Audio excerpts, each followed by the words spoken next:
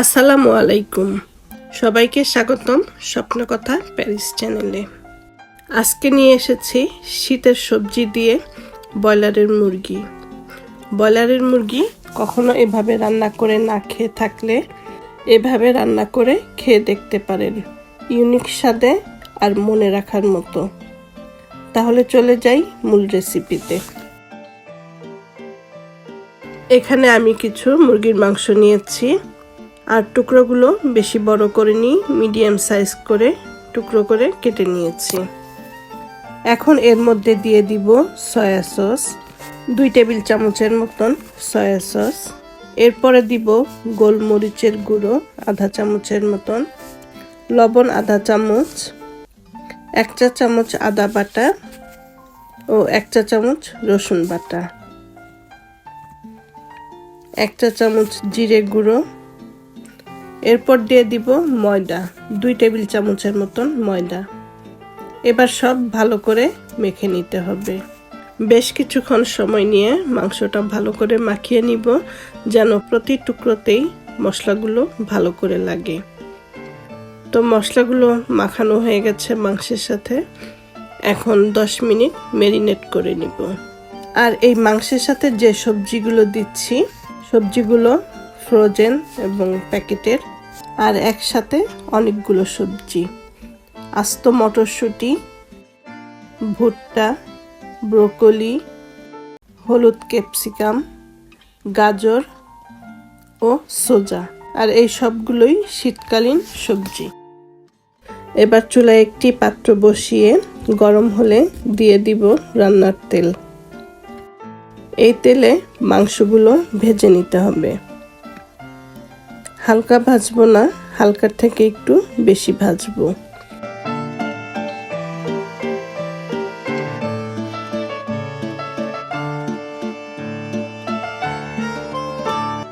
উল্টে পাল্টে দুটো পাশই ভেজে তুলে নিব।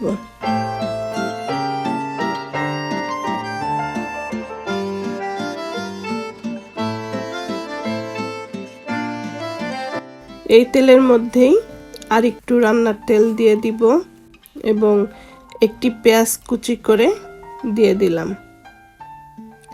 পেঁয়াজটা ভেজে বাদামি করে নিতে হবে, তবে বেরেস্তার মতো না, কিছুটা বাদামি হলেই এর মধ্যে দিয়ে দিব 1 চা চামচ আদা বাটা, 1 চা চামচ রসুন বাটা। একটু ভেজে নিতে হবে যেন আদা রসুনের গন্ধটা চলে যায়। এখানে কোনো পানি দিব না। আদা রসুনটা ভেজে নিয়েছি। এখন দিয়ে দিব স্বাদ মতন লবণ। আর লবণটা সাবধানে দিতে হবে, কারণ মাংসতে সয়া সস দিয়েছি, আর সয়া সসে অনেক লবণ থাকে। তো এবার সবজিগুলো দিয়ে মশলার সাথে সবজিগুলো মিশিয়ে নিব আর ঢেকে দিব। এই তরকারিটা ভাত, পোলাও, পরোটা, রুটির সাথেও খেতে পারেন। তবে পোলাও দিয়ে খেতে পারেন, কারণ পোলাওর সাথে অসম্ভব মজা।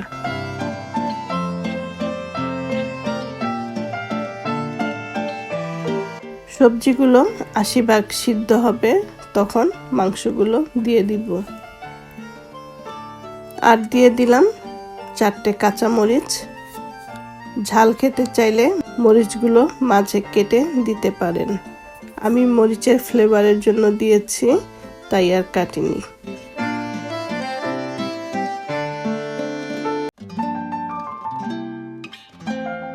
1 কাপের মতন পানি দিয়ে দিব এবং ঢাকনা দিয়ে ঢেকে 10 মিনিট রান্না করব লো হিটে।